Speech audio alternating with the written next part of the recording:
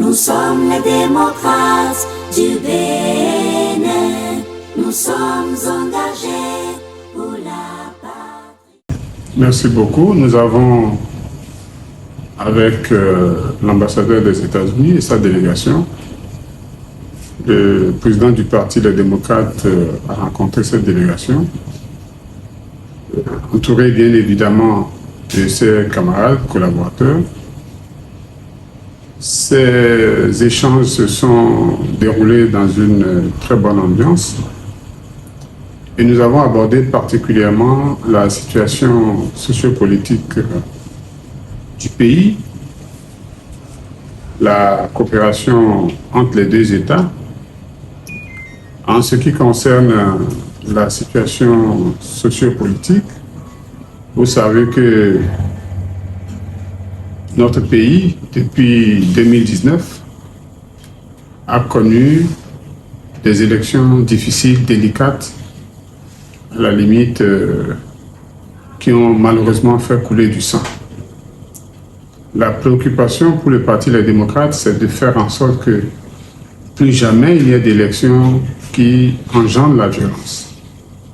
C'est pour ça que, visitant les élections de 2019, 2020, 2021, nous avons constaté que certaines dispositions légales prises par le régime de la rupture, ayant pour objectif l'exclusion, ont engendré la réaction au niveau de certaines populations et ont fait que ces élections, plutôt que d'être comme à l'accoutumée des élections festives, ont été des élections qui ont généré parfois de la violence, des élections qui ont généré un parlement monocolore, des élections qui ont généré l'exclusion d'une grande partie des Béninois qui souhaitent faire leur choix.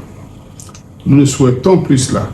Et donc, avec les partenaires américains, nous avons abordé cette question, notamment les dispositions nouvelles qui ont été mises dans le code de 2024, qui en réalité ont pour objectif d'exclure.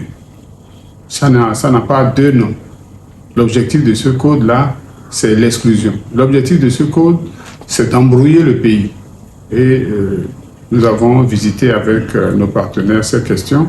Nous avons dit la préoccupation du Parti des démocrates de faire en sorte que le temps que nous avons encore entre maintenant et ces élections-là nous permette de faire entendre raison au gouvernement et à la majorité et de les amener à revisiter le code électoral.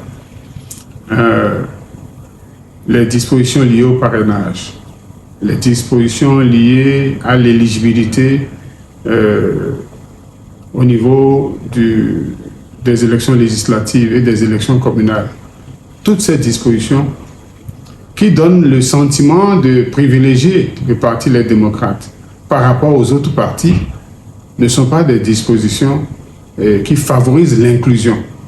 À supposer que les démocrates étaient bien logés, notre rôle n'est pas d'être égocentrique. Notre rôle, c'est de faire en sorte que le pays soit un pays où chaque citoyen qui veut s'organiser à travers un parti politique, chaque citoyen qui veut faire un choix au niveau électoral ait la liberté de son choix. Nous avons fait l'option multipartisme intégral. C'est ça que indique notre Constitution. Nous ne sommes pas ici en tant que démocrates pour promouvoir exclusivement les démocrates. Nous sommes là pour promouvoir la liberté de choix pour tous. Il est important de noter que le code électoral tel qu'il est aujourd'hui est inopérant. Il est difficile d'application parce qu'il est chrysogène.